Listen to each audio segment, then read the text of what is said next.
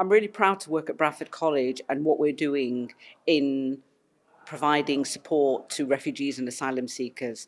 And one of the most important things that we are doing is providing a sense of safety and a sense of home when students are far away from home. And doing that through food is a medium that everybody understands. Bradford College and Millside Café, the Welcome Café, have an incredible partnership. We run a plant-based cafe there every Thursday. We incorporate sustainability and zero waste in our ethos. The students take 100% ownership of that. So the recipes are the recipes from their homes, their cultures, which are adapted, and they're all plant-based. Being at Millside Cafe has been an absolute joy. It's open and it's vibrant and it's somewhere where people can come and feel like there's a sense of belonging.